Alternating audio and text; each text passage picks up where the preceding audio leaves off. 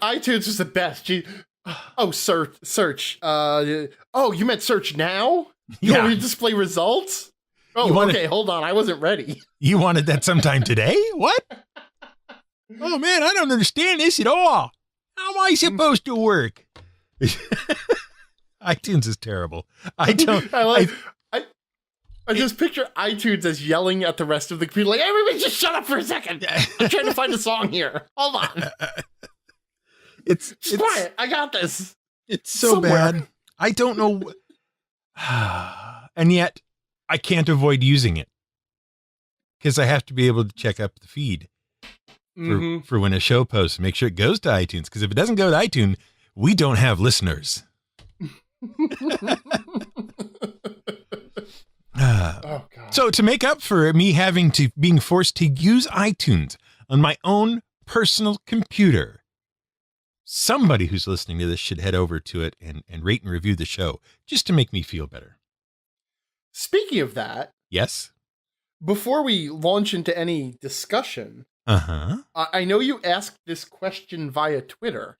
Right. And I know that by the time this goes out, it's going to be 2 weeks after the question is relevant.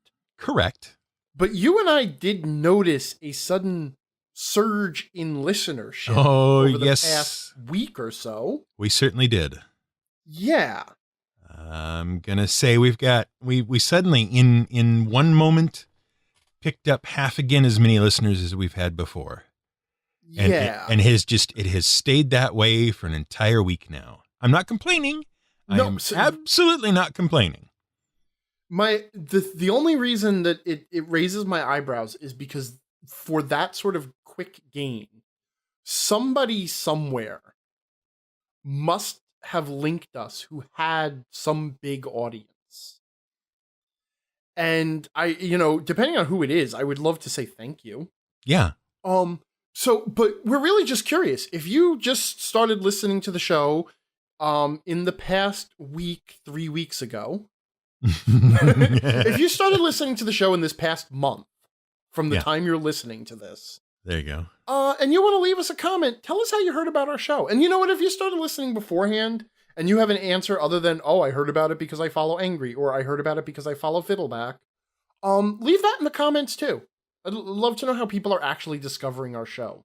Yes, that's useful information to us because what we can do is we can take that information that tells us there's a new place we need to pay attention to let them know when shows happen and that kind of stuff. It's just, it's a courtesy, somebody, and like Angry said it, or like Scott said, if it's somebody, if it's a person or whatever with an audience, we would love to be able to say thank you to them. We just don't know who it is and where it's coming from. Yeah. Yeah. So definitely let us know how you heard about our show.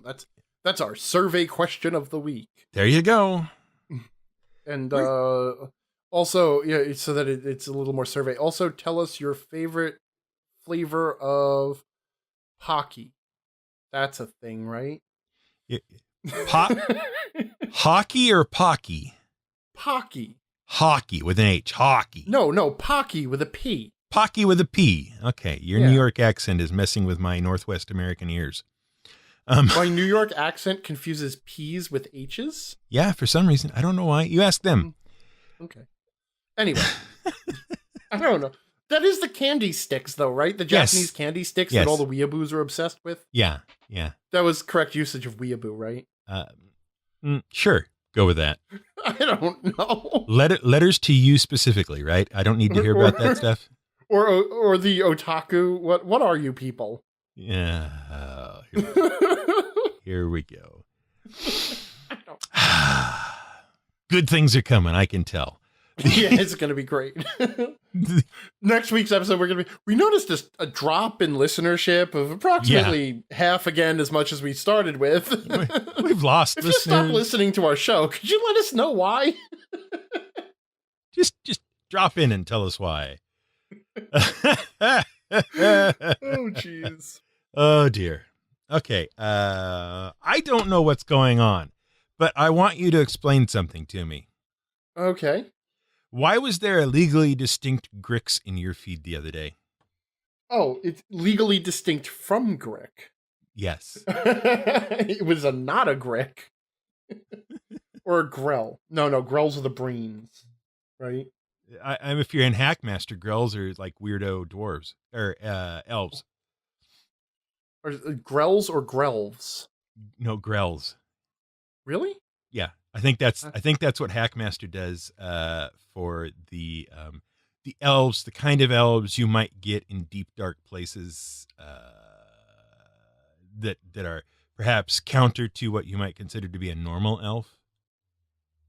I mean, like your those elves that hang around with the dark dwarves and the dark gnomes and those elves, dark elves. Oh, you mean the Dwergar and the Svirfneblin Yeah, and the what's the Darrow? yes, the Darrow.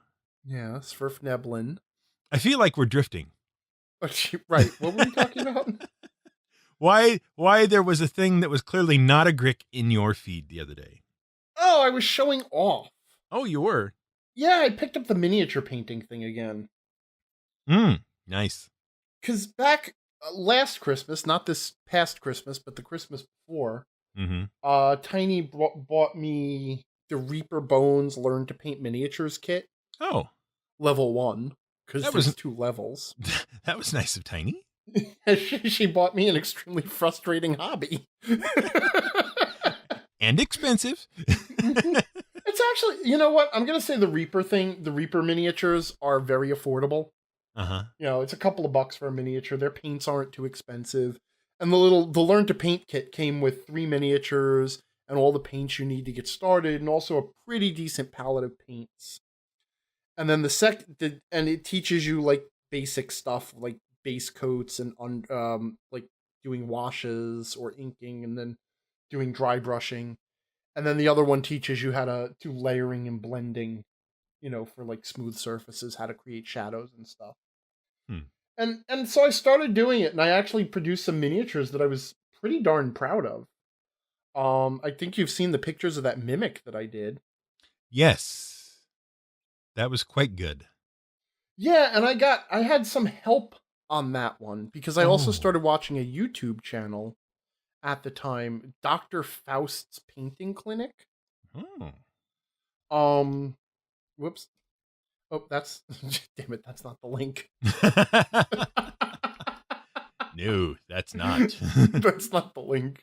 I'm not going to put that one in the show notes. There you go. There we are. It's a Dr. Faust Painting Clinic, and he did the mimic, and though I made some variations on his color choices Mm-hmm. and use a different brand of paint, his technique for doing the wood grain, Yeah. I really liked that. And so what you don't know is I actually stripped this miniature and repainted it 3 times before I was happy with it. Oh. But then for whatever reason, I kind of stopped painting. So I've painted 4 complete miniatures at this point. Mm-hmm. And then it was like I kind of just fell off it. And then last weekend I'm like, I haven't done this in a while, so I picked up this the Grick, or I'm sorry, in cuz Grick is actually one of Wizards of the Coast's product identities, which means you're not allowed to say it if you're not Wizards of the Coast. Right. So this thing is called a Chthon. A Chthon. Chthon, right. Chthon. It's basically the serpent creature whose face is 4 tentacles with a mouth in the middle. Right, that thing. Yeah, and I did a decent job on it, but I have lost all of my ability to blend and layer. Uh-oh. Because I was trying to do a nice job where the tentacles would fade from this dark purple, shadowy purple to sort of a light fleshy pink. Mm-hmm. And the transitions between all the colors are really hard. And now I look at it, and I'm looking at it right now, and it's making me sad. I'm like, man, I did a terrible job on that. Well, but, I mean, it's practice. All of it's practice. If you wanted to, you could strip that one down and do it over again. Yep, exactly. And I mean, that's, that I tell everybody this, so I'm not any different. If you want to get good at something, the only way to get good at something is to be willing to be bad at it for a long time first. Mm-hmm. So now I'm going to do I have this armored ghost creature. Oh, What is it? The Witch King, the Frost Ghost, the Ghost King. I don't even know what it's called, but it's in the Reaper Bones line, and the Reaper stuff makes it very easy to do yeah. because the miniatures are very good quality for the most part. They don't need priming. They need only a minimal amount of cleanup with an X-Acto knife sometimes to get rid of some flash on there. Yeah, I was going to But say these are the ones, the 3D printed ones, right? That they keep running these humongous Kickstarters for.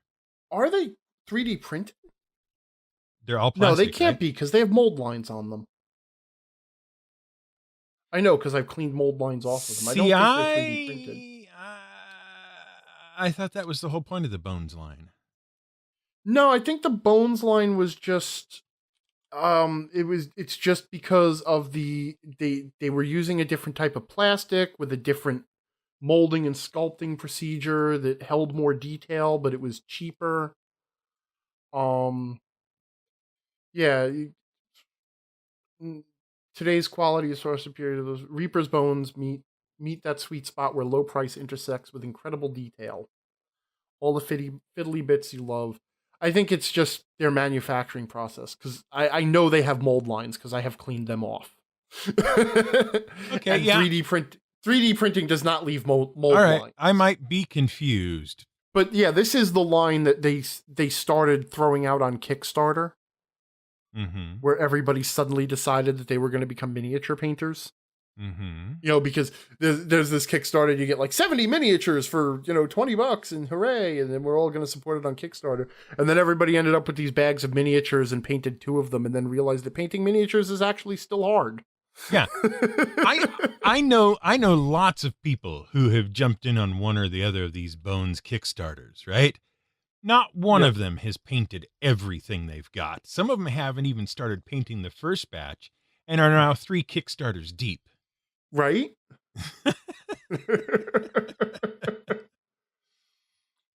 But they're little, like, if you are actually interested in learning how to paint rather than buying a mass of miniatures, and it's sort of the same like optimistic spirit that the Department of Motor Vehicles lays down highway cones with, because they're intending someday to do some work on the roads. Mm-hmm.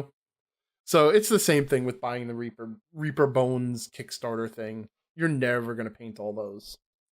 But if you start with the kit, learn the basics, and then buy 1 or 2 miniatures that you actually like. And then of course, as soon as I started painting miniatures, it became like everybody was buying them as gifts for me. Mm-hmm. So now I have a whole bunch of them. But good. Anyway, I painted a Grick. Yes, you did. What do you plan on doing next with your little miniature painting? Oh, I have a model. I have 2 models that I want to start doing. Mm-hmm. And I'm probably going to alternate between, because you do a coat on one and then you gotta wait for it to dry for a little while. And I found that it's actually good to have something else to do while you're painting a miniature, unless you want to do a couple of miniatures at a time. Right. So like over the weekend, I was painting miniatures and designing custom monsters for D&D, and just going back and forth between the two. But now I have a hatchling blue dragon that Tiny bought me. Cool. And this frost, no, I keep calling him a frost king. He's the ghost king, right? The ghost king. Now I'm checking to be sure. Yeah, Reaper Bones Ghost King. Yeah, he's a pretty cool miniature, so I'm gonna work on the Ghost King. Cool. Yeah. I'm trying to work on miniatures that have a nice, because there's 2 basic techniques for painting. There's the whole dry brushing technique, which is good for very textured areas. Mm-hmm. So you put on a base coat, and then you ink it so that a dark color seeps into all the little crevices and stuff and create your shadows. And then you lightly dust on a layer of paint that highlights. So like for dragon scales and stuff like that, that's really good, or chainmail, because it picks out the textures. But for smooth surfaces, if you really want to do it well, you've got to actually create your own shadows and highlights. by layering on successively lighter coats, like translucent lighter and darker coats into the highlight areas and the shadow areas. So I'm trying to find miniatures that include both types of surfaces so that I can, you know, practice both. So I like it. I would paint more miniatures, except I have two very large problems: my left hand and my right hand. well, for many years, people told me I should get into painting miniatures, and my response was that I am a myopic, caffeine addicted 40-year-old perfectionist. Uh-huh. Which, you know, nothing about that lends itself to painting miniatures. No. And yet, when I actually did sit down and started going through their lessons and taking it really slow and careful, it's tricky and it takes time to learn, but it's not as hard as I thought it would be. Somebody issued you a challenge, sir. Speaking of cost accounting, yes. Somebody is. I will read you the thing, and then you can decide what you want to do about it. So we're falling into feedback, I take it. Well, no, not exactly. This is not feedback. This is a challenge, which I consider to be different than feedback. Because if it was feedback, we'd have to give them a title. Okay, fine. And I'm just... Now you're terrified of giving them a title. That's right. If it's the question you're thinking about, we could call them the Chancellor of the Exchequer. No. Okay. Just stop. I will read you the actual comment as we received it, alrighty? All right, fair enough. This comes from Ben C., who is neither a minister, nor a counselor, nor charge d'affaires, as far as I know, at this moment. And this, this is not in feedback. This is just, I'm reading this in because this is going to be relevant to the thing you're about to do. All right? Okay. Ben says, I want your trove of accounting jokes. I'll trade, short then long. Where do homeless accountants live? I don't know where. In a tax shelter. Oh. An accountant and a lawyer are sharing a beach in the Caribbean. The accountant asks the lawyer how he ended up here. My apartment caught fire and I'm here on the insurance proceeds. You? Ah, I also had an apartment downtown. It flooded, and I'm here on the insurance proceeds as well. The lawyer ponders on this, looks back over and asks, how exactly do you start a flood? I like that one. Okay, those are his offerings, and I think he's proposing an exchange of some sort for your accountant jokes. Don't know how much those jokes are worth in exchange, but there you go. That's what they are. All right. So I have a few. Most of them are unflattering to accountants, but I will start with my favorite. This is also the accounting joke that pretty much everybody who goes to accounting school learns right off the bat. Okay. So there is an accountant, and every day he walks into his office, he says hello to his receptionist, and then he goes into his office and sits down. He opens up the top drawer of his desk, looks down, nods to himself, and then starts working. Every day he goes through this routine for 10 years, comes in, opens his desk, looks in the drawer, and then starts working. Finally, one day when he's on vacation, his receptionist, she can't take it anymore. She has to know what he's doing. So she sneaks into his office and she pops open his drawer to see what's in there. And inside the drawer is one piece of paper, and it's a note that says, debits on the left, credits on the right. Yeah, and that joke makes sense to no one but an accountant. No, I get it, because you got your bookkeeping entries and that kind of stuff. Right, there you go. It's just okay. All right, that's your best one, huh? That's my favorite one. That's your say that was the best one. Okay, that's your favorite one. Okay. Wow, this is going to be great. Yeah. All right, so this business owner, she's out at the bar talking to a friend, and she explains to the friend, listen, I am desperately trying to find an accountant. I really need to find an accountant. And her friend says, wait a minute, didn't you just hire an accountant like a week ago? And she says, yeah, that's the accountant I'm trying to find. Okay. All right. Okay. Good. Getting better. Right. All right. So there's a manager. He runs a small business, and he's trying to hire a new accountant. And one of the things he wants to make sure of is that the accountants can do basic arithmetic, because they're all good with tax law and stuff. But sometimes accountants make stupid mistakes with the numbers, right? Right. So at the end of each interview, he decides to ask the accountant just a simple math problem, right? Mm-hmm. So he interviews the first accountant, young kid fresh out of school. He asks, what's 2,000 plus 3,000, and the accountant just looks at this as 5,000, and the manager says, okay, thanks for coming in. Second interviewee, and another young kid, he's got like a year of experience at most, asks him the same question, and the kid says 5,000, and the business manager says, yes, perfect, okay, and marks note. Then he gets this old seasoned accountant, very experienced resume, and he asks the same question at the end of the interview. Okay, so what's 2,000 plus 3,000? And the accountant suddenly, he gets up, he walks over to the door, he closes it, he locks it, he closes the blinds on the window, and then he sits back down, he looks at the business manager, and he says, how much do you want it to be? Saw that coming.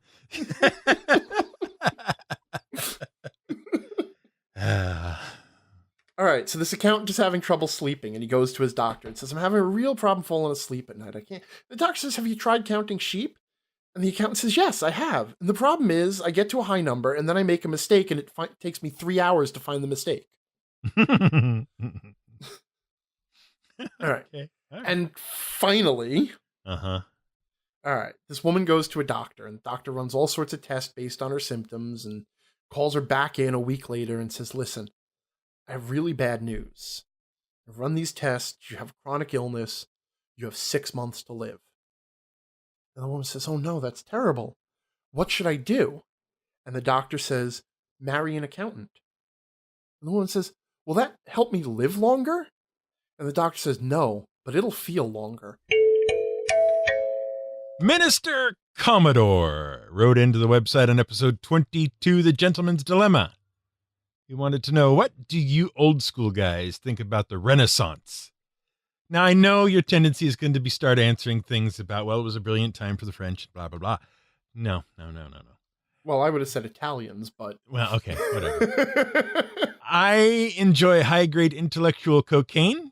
Again, I'm just going to let that pass without comment.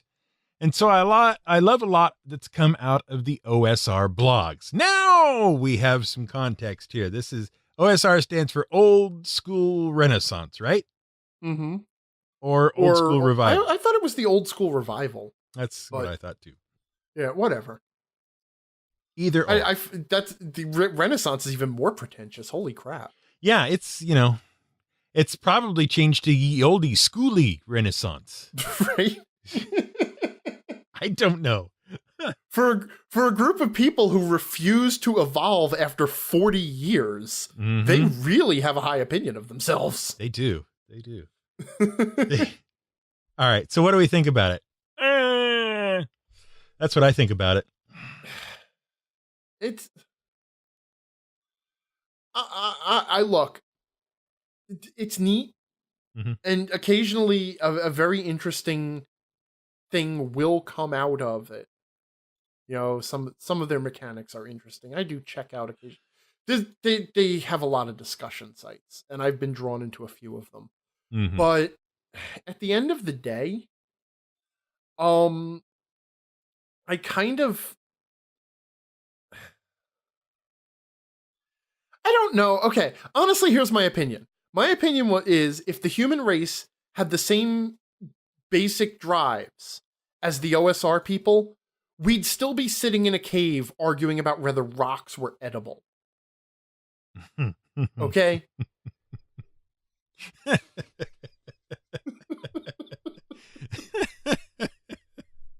That doesn't even count sticks yet. Right? Well, look, this is what I don't understand. Like, the whole idea is that everything was so much better then, and we basically want to reproduce the underlying rules and concepts of role-playing games when they were invented, like the 70s and early 80s, right? Yeah. Right? That's the basic idea. And then to modify them and reinvent them, so that they're, to shave off the rough edges, basically, right? Mm-hmm. Which, frankly, over the past 40 years is exactly what the role-playing industry has done. Take those concepts, shave off the rough edges, and then evolve. So, in a sense, it's sort of like putting an arbitrary stoppage. It's almost like it's like being a Luddite or a what are they, like the Mennonites and stuff. Mm-hmm. Where, and I don't want to offend anybody's religion, so I probably shouldn't make this joke, but I'm pretty sure they're not listening to this podcast anyway. And possibly not. If they are, they're in trouble. But seriously, it's like picking an arbitrary level of technology and saying, okay, nope, this is the exact right level. Now let's stop. And that's my feeling on it. I have no problem with the idea of going back to the roots and trying to take the old concepts of a game and writing a new game around it. What bothers me about it is to cake it in this idea that it is some movement, that it is like this grand community. And I don't. But you know what? At the same time, it's just a game. Play what you want. If you like it, you like it. But this is my personal feeling on it. I don't begrudge anybody who's into OSR. Fine and dandy. Have fun with it. Personally, I like when we invented things like design and elegance. Okay? When games didn't have to have 17 different mechanics. Yeah. Mm-hmm. Well, we have to use all the dice. Now, I'm trying to get this clear in my head here. Okay, Mm-hmm. So OSR. If I one day decide to go pick up my red box of D&D, basic D&D, Mm-hmm. and leaf through that and maybe play a game in it with a couple of people, does that make me OSR? Will you then go on the internet and tell everybody how much better it is than any modern game? I might tell people I had a lot of fun with it. Uh-huh.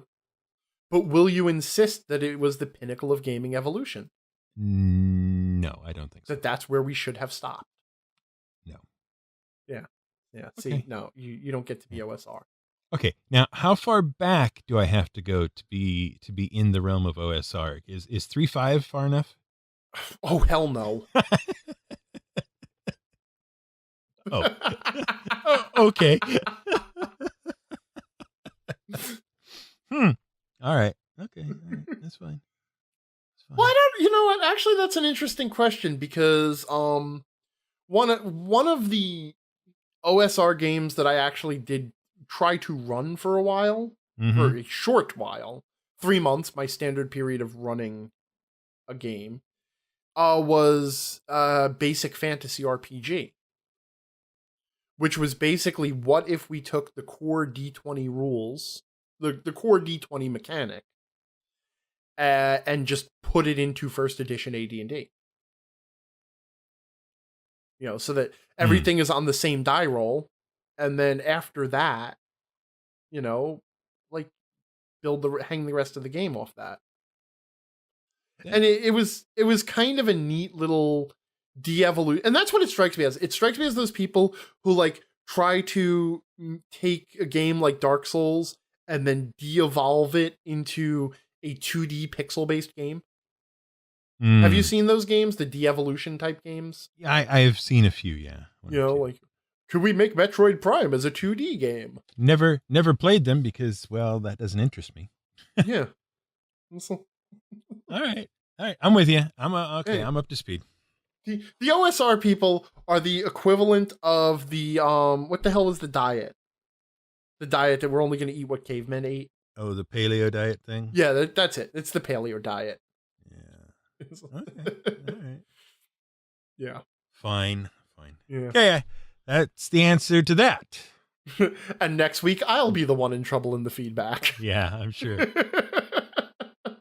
I'm gonna jump ahead a little bit for reasons of sense making. Okay, fair enough. Minister Nathan wrote into the website on episode 22, and he has questions there, or he has things that are phrased as questions, but they're not really questions. I just want to. No, he's doing a little stand-up bit in our Yes. comment feed, is what he's doing. He says, if a Tesla has been to space, does that make it more expensive? Also, is there a bumper sticker I can purchase that says this car has left low Earth orbit? Also, will there now be a special edition Tesla called the Falcon Heavy model? To which my sole reply is, hey, thanks for the t-shirt ideas. Yeah, but then... Okay, all right. And I believe, before you even go into it, that Yes, I sir. did warn you Yes, sir. that you can't, and I knew too, because I got into it too, you cannot make fun of Elon Musk any more than you can make fun of Nikola Tesla. Oh, yes, I Because can. holy crud. See, the secret is you don't care about the response. Okay.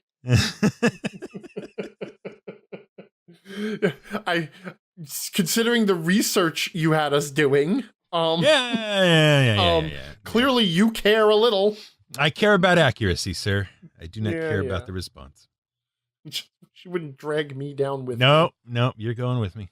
So, a number of people, as you might imagine, wrote into the website to yell at me about Elon Musk and the Tesla in space.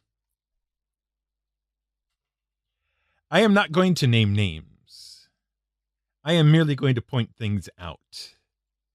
One of the things that was mentioned was that the payload the Tesla was there because the payload choice was either a Tesla or a giant concrete brick.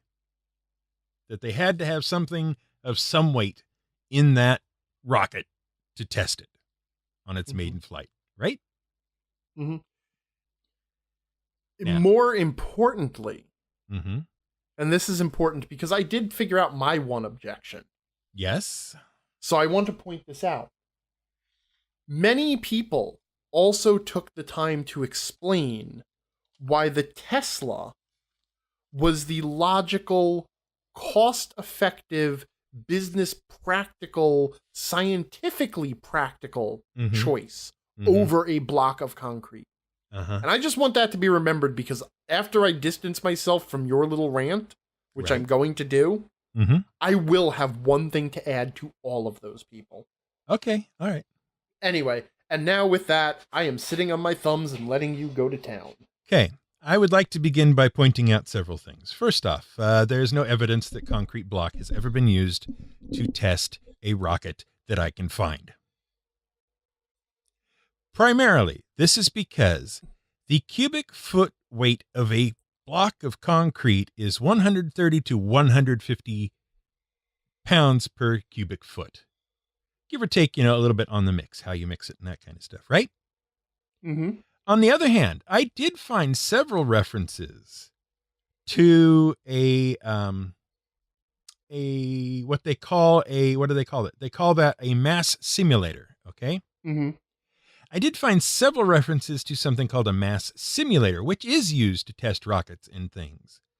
Apparently the standard method, at least as of 2014-ish, is to sink lead or brass weights into or in place of a giant bucket, essentially, of water. Mm-hmm. Okay? The reason you use lead or brass weights is because per cubic foot, they have a much greater density than concrete, so you don't need to occupy as much room with them to get the same amount of payload. For example, brass is 535 pounds, roughly, per cubic foot. Lead is 707 pounds, roughly, per cubic foot.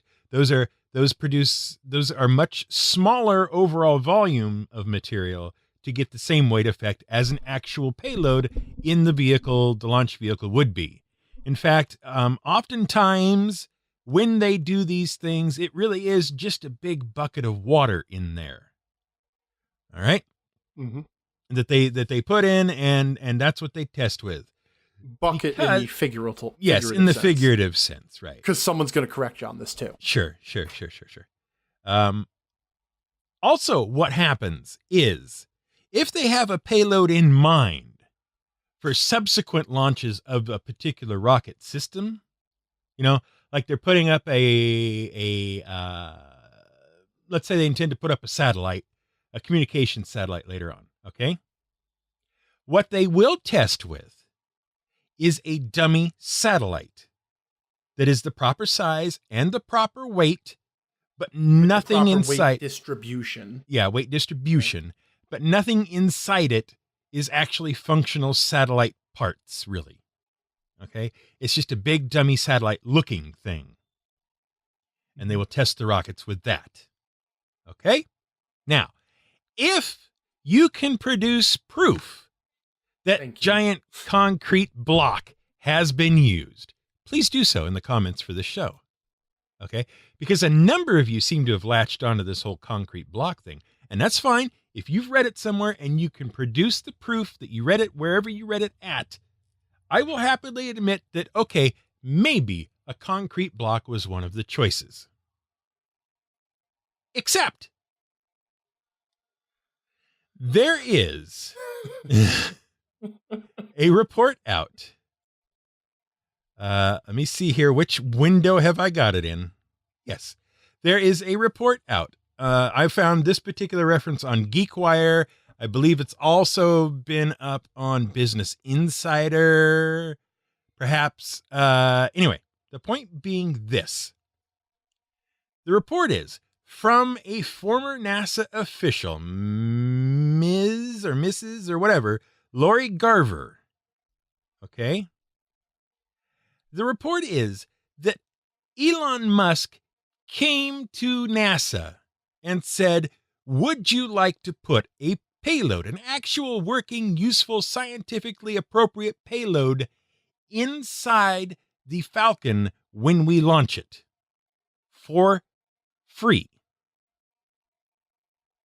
He also approached the Air Force with the same offer and a couple of other organizations. None of them took him up on it. Okay. So the Tesla was actually the backup to the backup to the backup plan. Mm-hmm. All right. It literally could have been anything else if anybody else had taken them up on it. All right. Next.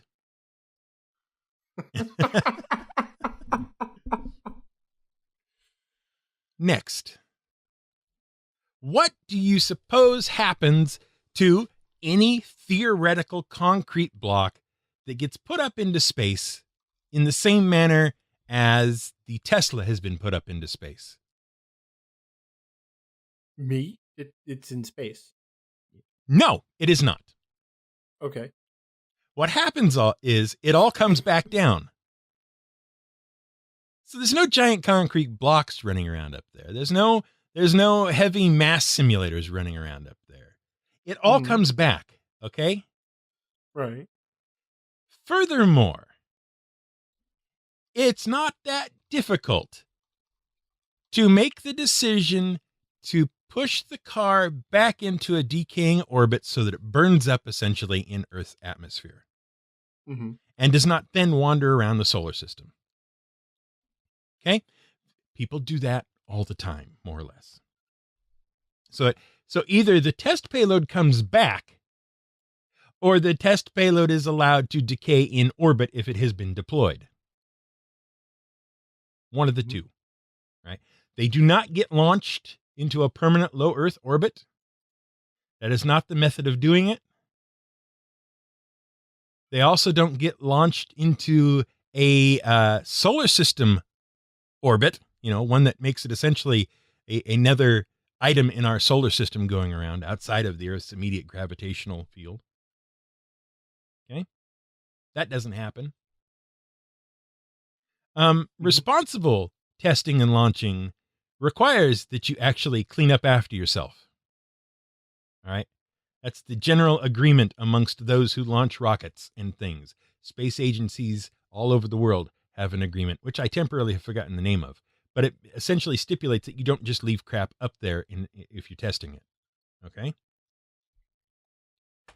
Especially lately because it has gotten much worse in terms of orbital pollution. Sir, Yes. I do have to offer you a bit of fact checking here. Okay, do check me on the facts. Okay. His Roadster Uh-huh. is not coming back. Yeah, I know. Okay. As long as you know that.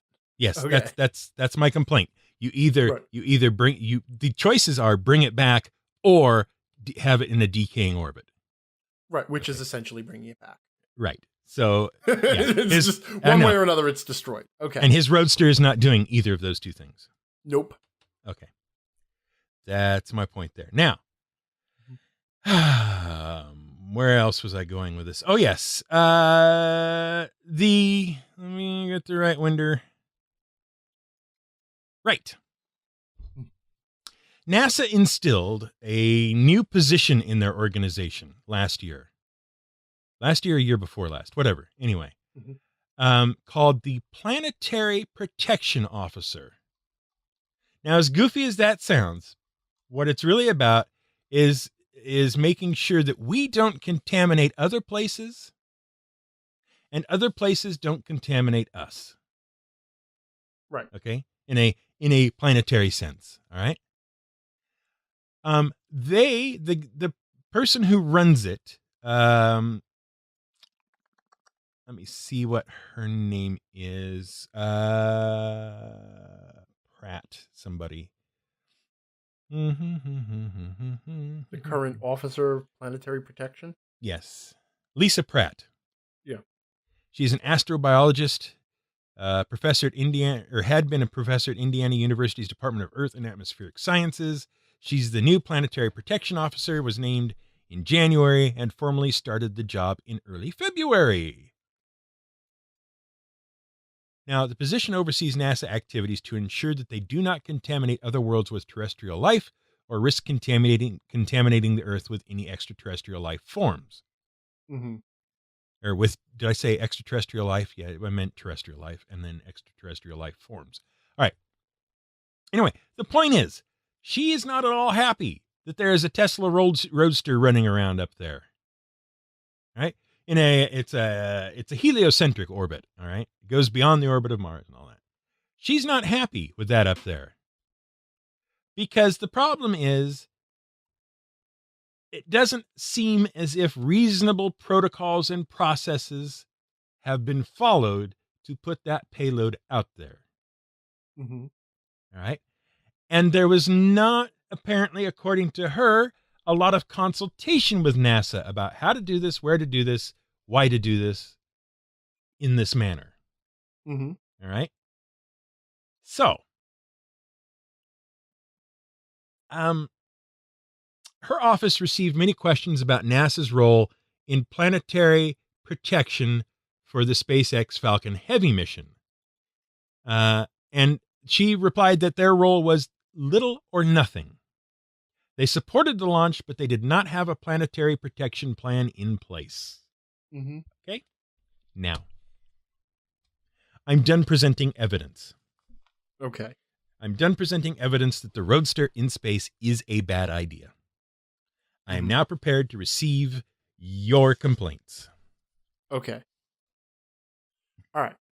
First of all, yes, to anyone else who wants to disagree with all of this, I'm begging you not to. All right? He had me reading like NASA and JPL test standards for this crap. Because apparently I'm his resident research officer because of the whole word of the week thing. Right. Okay? So, number one, please don't. You guys have to be the bigger person. Brian is not going to let this go. He's very upset about this. And I don't entirely disagree with him, in fact. I understand you all love Elon Musk, and he's everybody's big hero, but that brings me to point two. The real reason why it was a Tesla Roadster, when they had no other alternative and had to load something in this vehicle, it had nothing to do with the Tesla Roadster being a perfect, perfect choice, or even a cost-effective choice, or better than concrete or water or brass or anything else. There is precisely one reason. It was to generate exactly the sort of press that was generated. That's how marketing works. This was pure and simple, a marketing stunt designed to manipulate everybody into talking about this. Otherwise, nobody would give a crap. It's just another rocket. I'm sorry. And here's the thing. How many other rocket tests were you interested in before this one with the electric car? How closely have you been following SpaceX's other projects? Do you know how many rockets they manufacture for NASA? So the point is, they manipulated you. This is not cost effective. This was not brilliant. This was not the best scientific thing to launch. This was a stunt. This was a commercial. Okay, this is exactly the thing that you click skip on at the start of the YouTube video. And that is why I am upset that my time is being wasted about this now. It's 9:40 at night, and I'm sitting here on a podcast where I'm supposed to be discussing gaming, and instead I'm listening to someone my friend, who is absolutely obsessed with proving that the density of lead makes it the better substance to test rockets with, to a bunch of people who are just sheep. You're sheep. Please stop. I can't do this again. All right. JPL test standards are not interesting. If I wanted to read engineering documents, I wouldn't have flunked out of engineering the first time. I mean, what? Anyway. Thus ends my counter argument. Minister Questor wrote into the website on episode 21, Appalachian Trail. He says, or she says, that they are interested in our thoughts on how companies should handle errata for tabletop RPG systems, and that they are having frustrating memories with the degree of corrections for 4E, especially to powers. I guess they should let us know about them. Should they? Well, I don't know. Like I said, it was a guess. Apparently it's a wrong guess, so I will not correct that guess. I'm okay. So honestly, here's where I am on errata. Mm-hmm. So what? So there's an error in the book. Right. With all the homebrew and all the, personal styles and all that error doesn't mean anything. If it's an error that crops up at the table and you feel like it needs to be corrected, then you just correct it. You go, oh, that's wrong. Beep. Do that instead. Right. I don't feel like I need 17 pages of errata or corrections, or we misspelled a word here, and I am so incapable of a reader that I don't know what that word is or was meant to be, Mm-hmm. And I can't interpret rules on my own, so they all have to be clarified and changed and all that. I don't know. I just feel like errata is probably not really the best use of time, and that it can be corrected in future supplements rather than really. I guess if you reprint a book, then correct the errata. Right. If you come across a future book, a supplement or whatever that deals with a portion of what would be errataed work, then correct that or correct it there. But I don't see, here's this week's errata and everybody update everything and all that kind of stuff. I don't see it. I don't see the need for it because nobody plays the game as written anyway. Right. There. Okay. Here's the thing. And this is what made the errata so bad in 4th edition.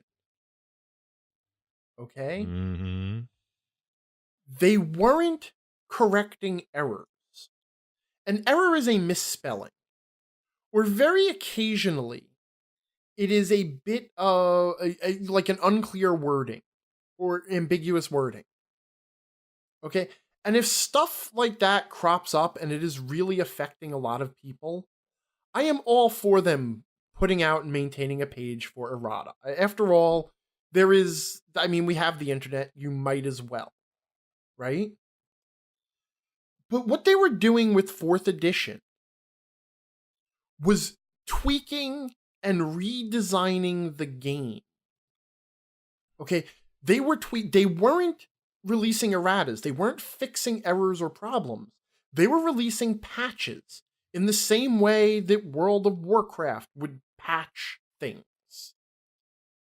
Okay, and looking at the errata for the player's handbook 5th edition.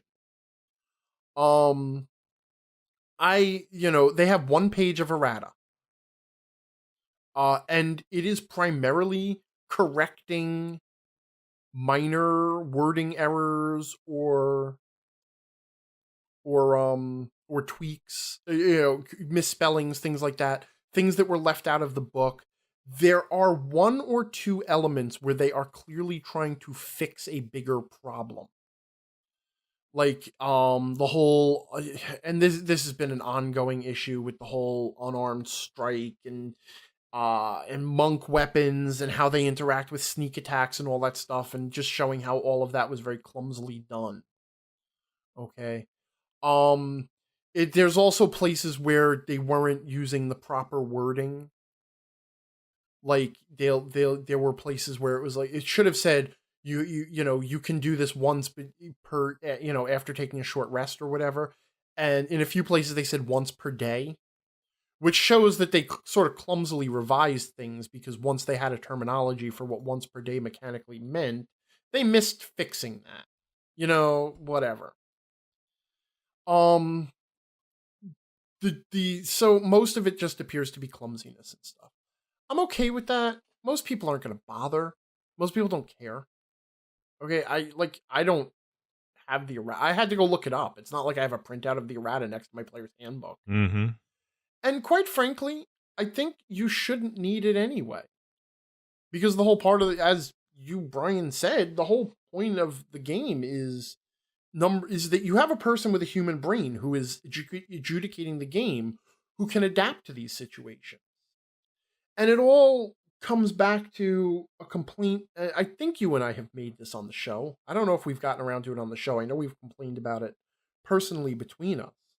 The number of people who bow to the word of God as to how something should be handled. Like how many people will jump on Twitter and ask Jeremy Crawford how something should work? And it's things that I look at and be like, are you a GM or not? Just figure it out. Yeah. Because the rules aren't supposed to be absolute and all-encompassing. They can't be. Otherwise, the rule book would be infinite, and that would take a long time to not read, because nobody reads the rule books anyway. The whole point of instilling a person with a brain to run the game is so that you don't have to really cover every interaction. And that's exactly what it is. GMs are supposed to decide things like, how does a fireball work underwater? Because you can't imagine every scene, every situation that is going to come up with the rules. How, or these two rules that they interact, how do they interact? That's what the GM is for. And I don't want the game trying to spell out absolutely every one of those. And there are no right answers. There's no right or wrong answer about the fireball underwater issue. Except obviously fireballs don't work underwater, and if you think they do, you're stupid. But and that's it. And that errata comes from that same place of like the game designers are somehow experts in the game after it's been released. And I'm sorry, they're not really. They're not any better at this than we are. Clearly, I have some arguments as to why they are categorically worse at this than we are in some ways. But that aside, and so that's my point, my take on errata. Okay. You always sound dubious when I finish something. No, I know. Okay. That's what you think. Of all people in the world, you can fight with me. Uh-huh. I don't disagree with you. Oh, okay. I don't. It's ridiculous. I have, and we have complained about this on the show before. All these people with who are supposed to be running the game who don't know how to run the game. Or at least, I mean, not necessarily don't know how to run the game, but don't know how to adjudicate problems. I guess is what I mean. I don't know. Somebody is going to yell at me again for something else. Right. That's Well, fine. It comes down to like, I try to explain this to people who want to GM for the first time. And it's like when an action is declared, it's like, okay, so player declares an action. Now, how do I resolve it? And I said, well, the first thing you have to do is engage your own brain. Yeah. That's the first step. Before you go to the rules, you first have to decide, is this possible? Can it succeed? Can it fail? Is there an actual important difference between success and failure? Or whatever. And it's only if you get through this list of questions in your head that you go to the rules to resolve the issue, because it can't be resolved any other way. The rules are the resolution of last resort, honestly. And I know that sounds crazy, but it's true. It's just you end up at the rule of last resort a lot. Yeah. It's you have to weigh looking up a rule against what it's going to affect in the game. If there's a if there's a player whose character is dying, okay, and now they are in the area of a fireball spell, and the ruling is going to remove their character forever. Mm-hmm. Yeah, you know what? If you don't remember the rules for taking damage when you're dying, you probably want to look that one up, because the consequences of that are pretty serious. Yeah. All right. If, on the other hand, somebody is firing into cover and you can't remember whether it's a -2 penalty or a -5 penalty or whether it's disadvantage, it's really not going to make that big a difference. And you, by the way, you learn this a lot after you've run 4 different editions of D&D and can't keep the rules straight for any of them anymore. Right? Yeah. How do you grapple? Hell if I know. Touch attack? I don't know. Where do we start? Really, the secret lesson of GMing or DMing for any RPG is whatever you decide it with confidence. Right. As long as you look like you know what you're doing in the moment, no problem. Nobody will call you out on it. They might look it up later and say, oh, by the way, but in the moment, just whatever you're doing, do it with confidence. The worst mistake you can make as a GM is to accidentally permanently kill somebody's character. Mm-hmm. Okay, that's pretty much the worst thing you can do. If you're doing anything less than that, it's not that big a deal. It really isn't. It feels like it is, and the rules are big and official, and they have numbers and probabilities and things. They sure feel like they should be official. Yeah. And I do advocate knowing the rules and applying them consistently, because it is important that you use the rules consistently so that the players know what to expect. Otherwise, if the outcomes are random, and I don't mean random on the die roll, I mean if the player uses an ability one day and it works completely differently than the way it works another day, then they're going to start behaving at random. And role-playing is about making choices and exploring the consequences. Random actions are not choices. So the most important thing is whatever you do it consistently. Right. And if you do make that mistake, there are ways to fix it that don't mean you've screwed everything up. I'm not going to tell you what they are, though, right now. We'll save that for later. Hell, yeah, honestly, if you want to avoid the worst mistake, what was it, last episode I mentioned my death system, which you nicknamed for me. Thank you. Oh yes, it's Schrodinger's death save. Yeah, thank you for that. You're welcome. I love it when other people name my mechanics. No problem. It used to be called Angry's Awesome Death Mechanic, but it's copyrighted now, by the way. I just thought I'd mention that. Have you ever had to go to a meeting, say, in the middle of your GMing or gaming experience? A meeting. You've been called in at 7:00 at night to officially unfile somebody's taxes. For the purposes of this contractual obligation, I'll say yes. Help me, Brian. What do I do about this? Well, you know that most gamer shirts, you can't just go into the office with a gamer shirt on, right? For the purposes of this conversation, no, you cannot. That would be absurd. Thank you. So what you need is something with a collar and something that looks nice and has a little button-uppiness to it, right? Absolutely you do. On gamerconcepts.com, there is an embroidered D20 polo, which has the requisite collar and the requisite buttons, but also allows you to show off your geekiness, because it has a D20 embroidered right over your heart. You know, actually, I hadn't seen this on their website. It's actually a pretty nice polo. It's great. It's a perfect solution. And obviously, if you do go to Gamer Concepts and pick up that or any other of their fine products, let them know we sent you. Here's the thing. I was presented with a questiony sort of informational thing, and then I stopped and got to thinking about it and decided it was more than a questiony informational sort of thing. It was something we could discuss here on the show. Okay. So what I have is essentially a question that will need some expansion and explanation, but I'm going to ask the basic question first. Okay. What do you think about electronic aids for RPGs? I don't use them. Okay. Should I clarify what I mean by electronic aids for RPGs? Well, I'm assuming that you mean everything from applications that maintain characters, or that GMs can look up stats in, or create adventures in, or die rollers, or anything that will be installed in a phone or a tablet or even a laptop computer. Mm-hmm. Am I close? Yeah, you're fairly close. I will give you something you can look up here. Okay. There is an RPG system called Weave. Okay. From somebody called Monocle Society. Apparently, it's an RPG system that combines smartphone or tablet and card-based systems. Okay. So with your smartphone and cards, you create a different story for your players based on the cards you pulled. Mm-hmm. And that came from one of our charge d'affaires, Stephen.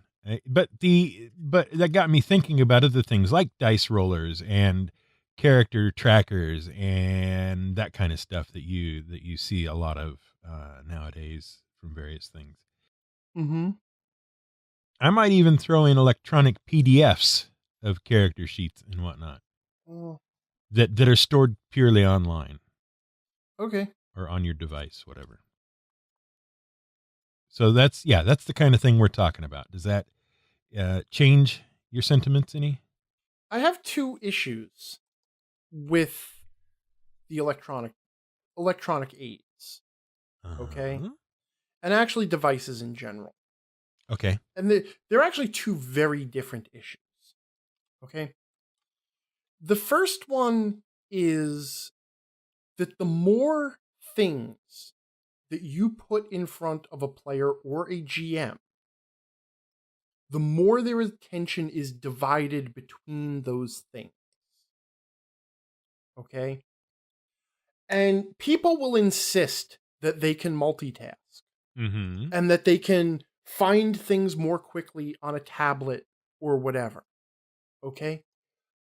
But if you give me a character sheet that is a single one-sided sheet of paper with all of the relevant information clearly recorded, and you give someone else a tablet version of that same thing, I'm going to find the information quicker every time. Mm-hmm. Okay? People are slower on their electronic devices. And they can't see it. They're blind to it.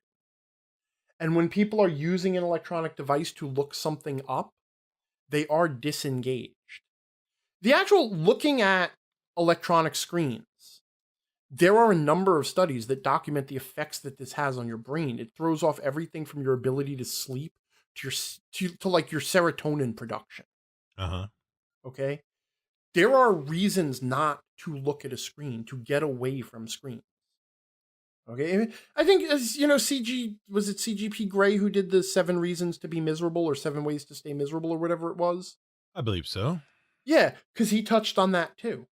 Okay, but this is the thing, and these electronic screens and the devices are a distraction. They are smaller than a piece of paper, which means you are either scrolling or you are peering more closely. And whenever you're looking at a screen, you are less engaged in the people around you.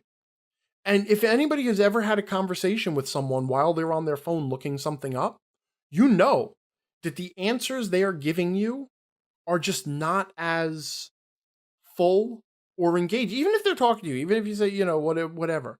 The biggest thing that it affects is their ability to come back with open-ended questions, so they can't keep a conversation going. So I'm very opposed to the screen at something that is supposed to be a game of social interaction. Because there is nothing about putting an electronic screen between people that is social. It is antisocial. And social media is also antisocial.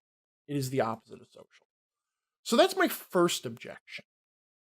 My second objection comes from the fact that these tools that get developed that allow people to look up their spells and keep all their rules, right in the palm of their hand, they're covering up for a problem in role-playing gaming, that role-playing games are becoming too complex to be played by people at a table.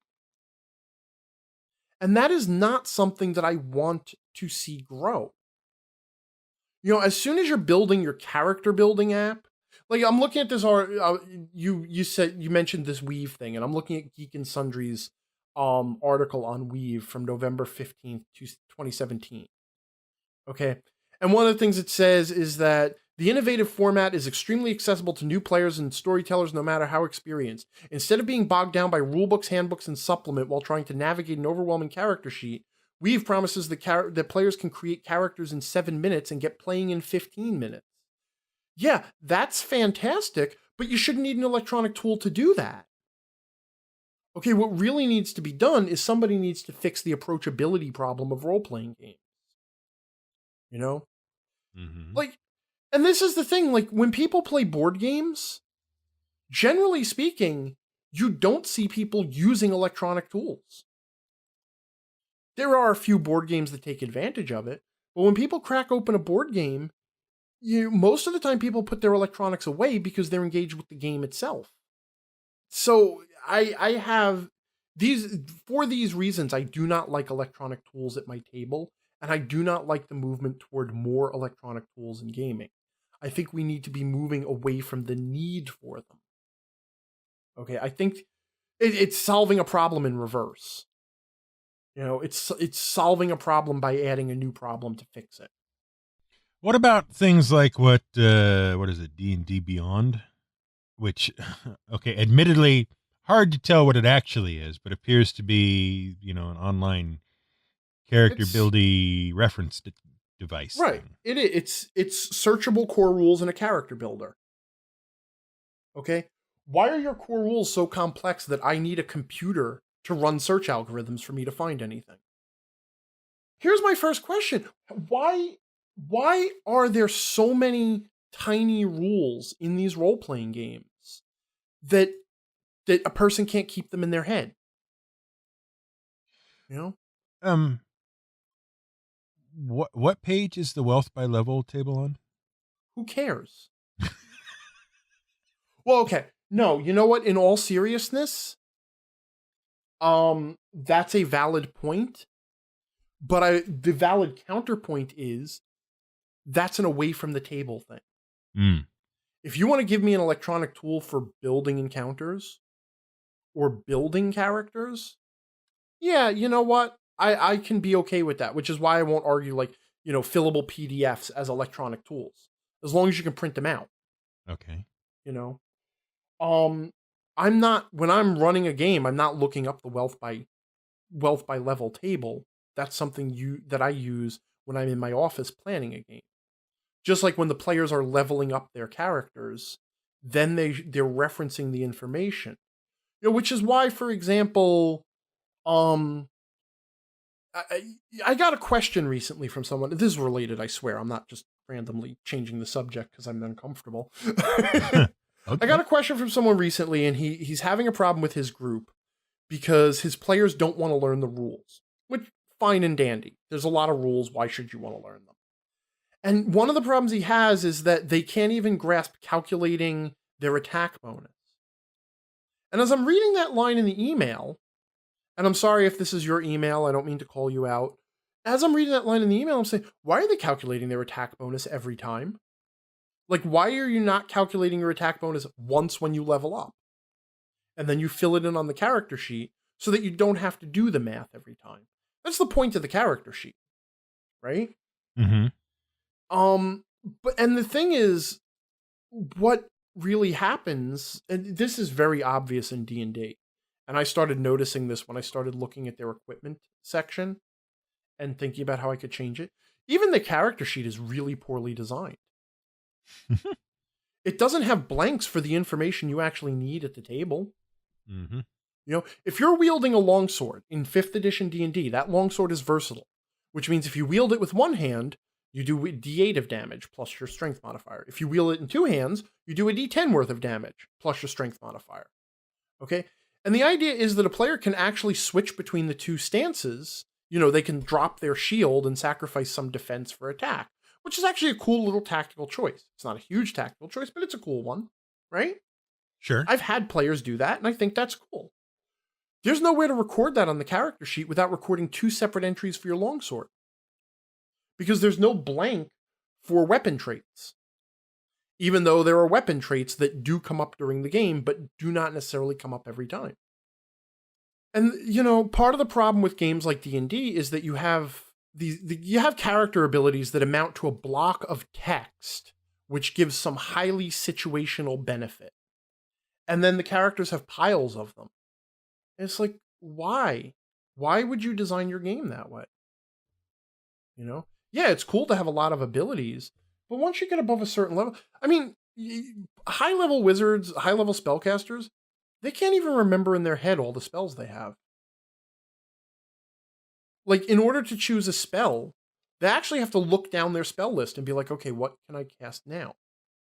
That shouldn't be. You shouldn't have so many choices that you actually need a list to remember which choices are good. Now, wait a minute here. Mm-hmm. I have a number of questions. Okay, fine. Sorry, I did get distant. No. It's just never mind. It's a lot of them. Okay. But I'm going to try to condense them into just a couple. Okay. Number one, it sounds like you're saying that the real problem is not the devices themselves. It's the complexity of the game that seems to make those devices necessary. Well, I said that there are two problems, and one is that the devices actually affect the human interaction in a way that nobody who likes their device ever wants to admit. Okay. Right? All And right. then I said, and now the devices allow game designers to ignore the complexity problem in role-playing games.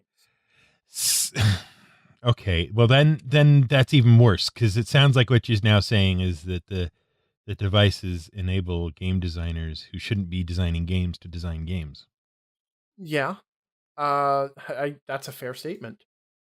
As a sub point to this point, are you then therefore saying that D&D 5e, the simplified, easy to get into version, is still too complex?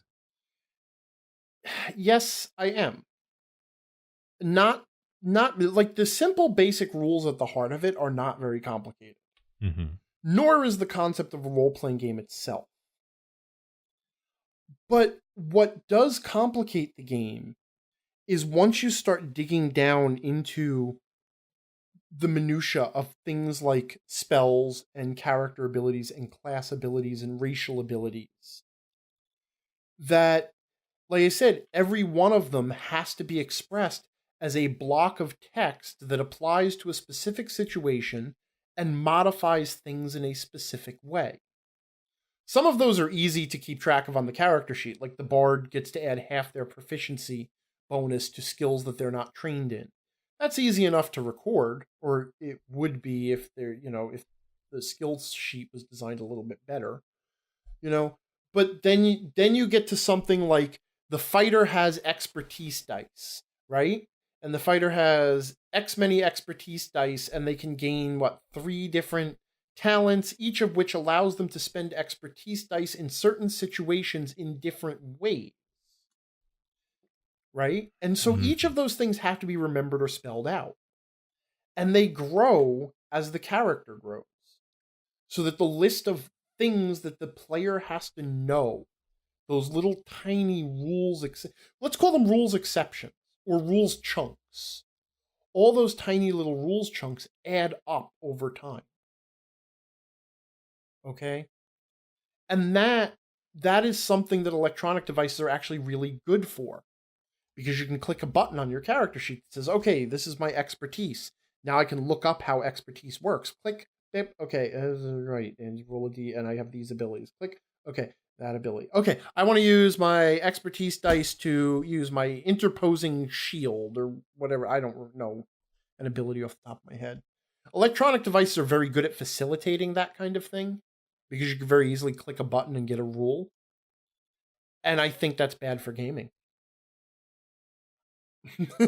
I'm going to be honest. I think electronic devices make games worse because they make it easy to build what I'm going to call exceptions based gaming, where you have a very simple set of rules at the heart of it, but then you have piles and piles and piles of little rules chunks that add up on top of them that change every situation. You know, and the spellcasters are a perfect example because that's exactly what the spell list is. There are basic rules for spellcasting, but every rule has a very, very specific defined effect and statistics associated with it, and you got to know them all. Okay. All right. Sort of with you so far. And I don't blame electronic devices for creating the problem, but I do blame them for stopping the problem from being solved. Okay, because the like the designers of D&D, they have two routes they can go. One route is we can keep adding stuff like this to the game, and then we can just sell a character builder. And that was actually part of the 4th edition design. 4th edition was designed in part to have a subscription based, the D&D electronic tools. That was actually part of their design statement. In fact, it was part of the reason they got so much funding from Hasbro to make 4th edition. And that facilitated all of the character being a pile of powers. But even then, the designers of 4th edition, they actually did purposely limit the number of powers. So once you hit a certain point, if you wanted a new power, you had to replace an old power. And they sat and they play tested and they said, you know what, you can handle about 6 powers, 6, 8 powers, and then after that you can't keep track of them anymore. And that's about what they targeted, at least in terms of combat powers. In 5th edition, I see no such restraint. We're back to, you have a spell book with all the spells, and then pick a sub list to prepare, and then you can cast so many spells a day. So, yeah. And they knew they were eventually going to build an electronic tool because they're always going to build an electronic tool. Mm-hmm. They've been going to build electronic tools since at least 3rd edition. Right? So, I guess I'm unfairly maligning electronic tools in that respect for something that really isn't their fault. But it's sort of similar to blaming McDonald's because people are obese, I guess. It's like the problem exists, and the electronic tools just make it easier to make the problem worse. You know what I mean? Mm-hmm. Yeah. But I still stand by the other part of it. Okay? There is, in no way do I want my players at the table, or I myself, staring at an electronic screen for any reason for any length of time. It's bad for the human brain. I'm with you on that, and it's bad for the You know, game, really. I it think really is. if for no other reason than that you suddenly have to, as a GM, introduce the phase called getting their attention. Well, and I know, like I every time I bring this up, I do get comments from GMs who are like, I couldn't imagine GMing without my laptop, and it doesn't affect my game. And I'm like, you're first of all, you're wrong. Yes, it does. Yes, it does. It affects the game because you are now dividing what you are looking at between your players and an electronic screen and books and pieces of paper. You're Mhm. looking at all the same stuff I'm looking at plus an electronic device. Okay. And you're scrolling because there's no way you can fit everything all on one screen. So you're scrolling and you're clicking hyperlinks and doing all that stuff and waiting for things to load. You don't realize that that's slowing you down, but it is. And the other thing is that if what you're doing as a GM is so complicated that you actually need an electronic brain to keep track of it, maybe you need to scale back a little bit, you know? Maybe your adventure is a little too complicated. Just Hmm. saying. Mhm. Yeah, I needed to look up stat blocks. Yeah, but whose fault is that? Who made those stat blocks so complicated? Stat blocks used to fit in a paragraph. Are monsters really that much more complicated these days? I'm not in disagreement with you that electronic devices at the table are a problem. Mm-hmm. I don't like them. I've had lots of game players who think they can come to the table with a phone and take messages and all that kind of stuff. And that is definitely a problem. Okay, Right. that's not behavior you want at the table. But at the same Right. And time, even if all they're doing with that phone is doing things related to the game, mhm, which nobody has that restraint anyway. yeah. Stop tweeting about my game and play my game. At the same time, Tweet after. I've also had players come to the table with dice rolling apps. And Mm-hmm. I don't mean just random scratch built dice rolling apps and whatnot. I don't mean that. I'm talking like Yeah. official apps for like the Star Wars FFG Star Wars stuff that help you sort the dice and kind of get a grip on what's going on with the dice pool. Right. And as long as the use is restricted to just that, I don't necessarily have a problem with that. Mm. You do realize that you just gave me the ammo to say maybe your dice rolling system shouldn't be so complicated. You need an app to organize it. No, I understand that, but it's there for people who are trying the game out. At least that's the way I use it. Okay, that's the way I use it. It's just like, yeah, okay, here's the dice app. It'll help you out a little bit, so we don't have to stall on the dice thing and the explanation. Whatever. No, I get your point that maybe that makes it too complicated, but I don't think it does in my personal experience. So there, we've had that conversation before. Yes, we Thing have. done. All right. Now, my point is though, I don't really see that as being a huge problem, provided that's all the device is used for. But I definitely cannot imagine DMing from behind a laptop screen, and I have tried it. It is the most clunky, cumbersome thing I've ever done, and I have always ended up just shutting the laptop down and winging the whole thing anyway. I have also tried it, and I actually tried it for a 3 month period Mm-hmm. because again, 3 months is for testing anything in gaming. 3 months is what I try to do, unless it's so abhorrent that I can't. Right. So I did. There were a couple of different programs that came out a few years ago that were, various types of game management programs. I was running Pathfinder at the time, and you know what?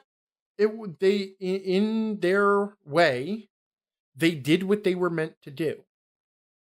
I won't say that the experience was onerous.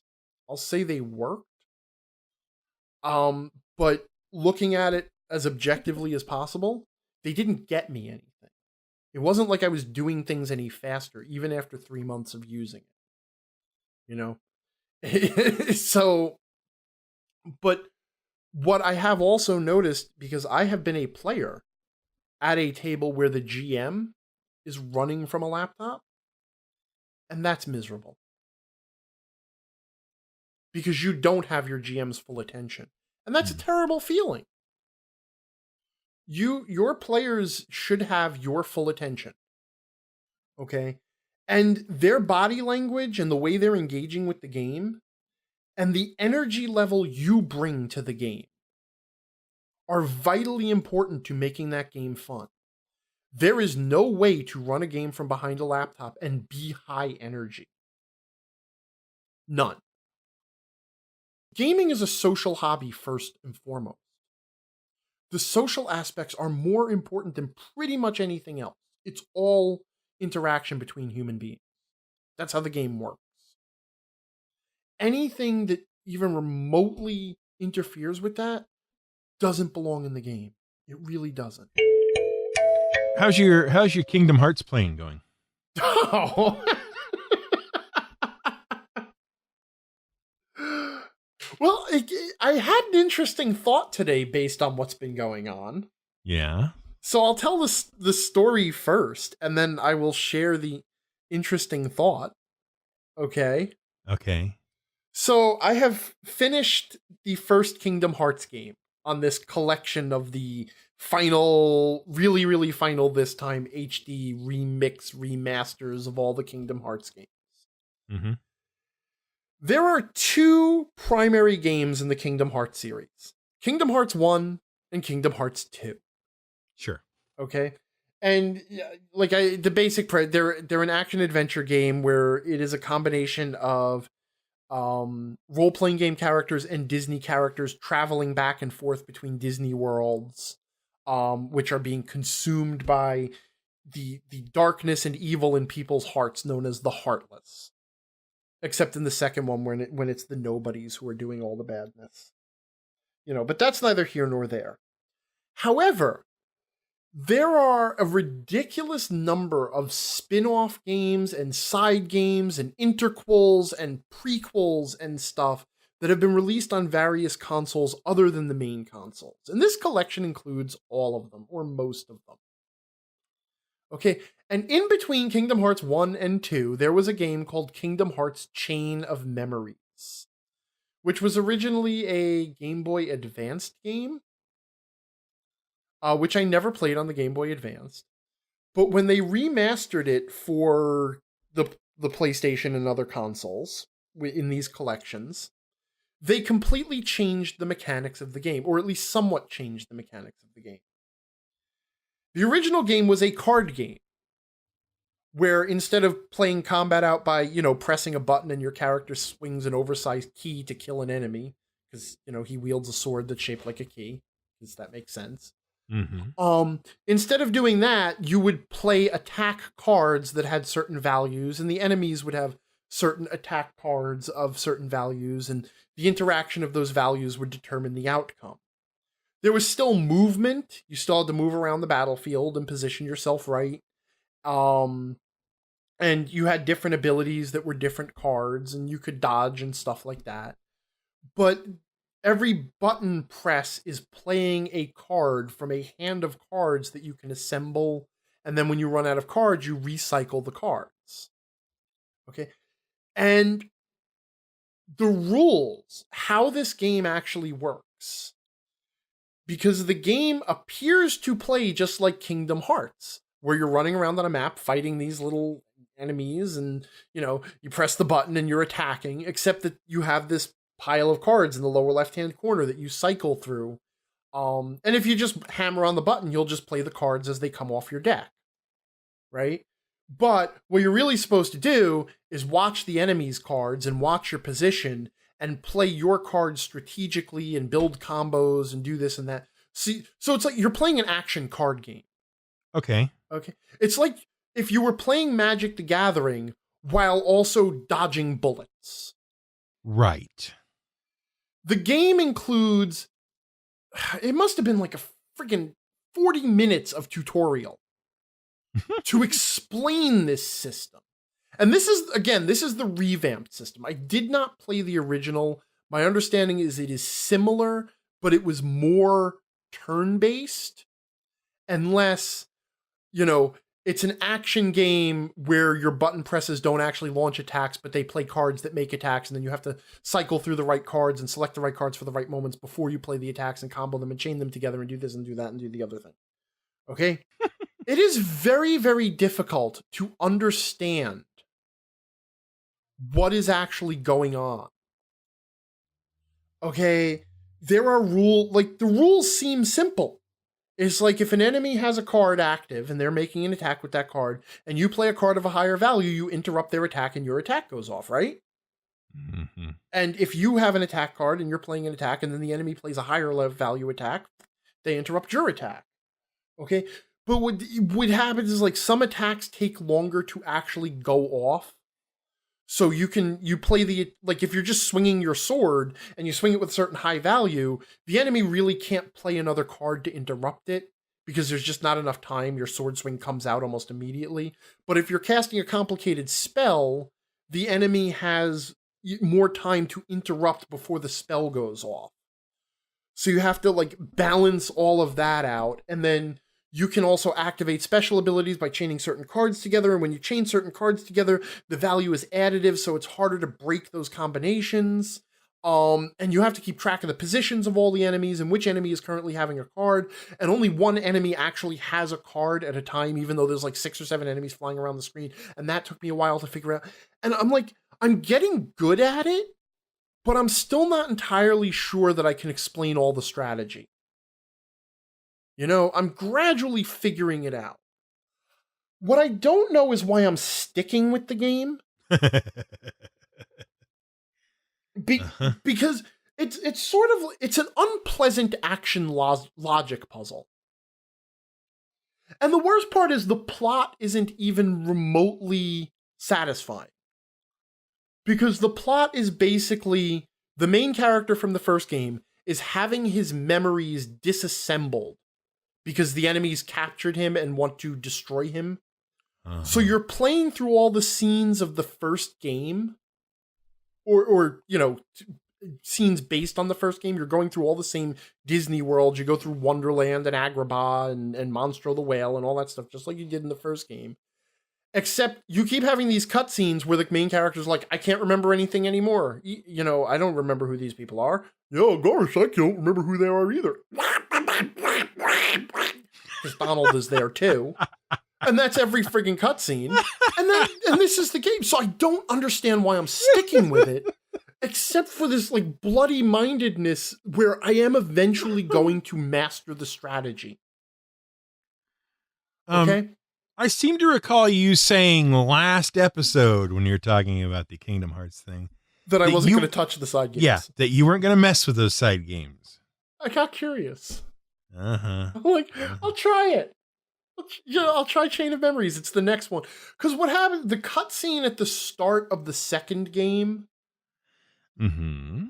sort of catches you up with what happens at the second. Because at the start of the second game, you're at a point now where the main character's memories have been completely disassembled, and the good guys are reassembling his memories using a holodeck. You remember that Disney movie where they used the holodeck to reassemble a character whose memories had been fragmented? I do. Yeah. It's actually not that ridiculous because in the second game they do go to Tron World. Uh-huh. So, but yeah, anyway. That'd be cool. Tell me Tron World's at least cool. It is cool. Well, no, it is presented cool. The worlds in the second game are very bland. They're all just big open rooms. They're not really interesting. There's not interesting platforming or anything. They're all just fighting arenas. There is, if I remember correctly, because it's been a long time since I've played the second one, there is an interesting light cycle minigame. And you do get to have a boss fight with both Giant Sark and the MCP. Nice. And those are both pretty cool, pretty well done. The MCP fight uses reaction commands, interestingly, so that eventually you're trying to deflect the disc into his, into his core, the way they did in the movie. Right. So I mean, they're fun enough games. Okay. But while I'm playing through this game and trying to comprehend why they decided that what this action game needed was a ridiculous card game mechanic that is barely comprehensible.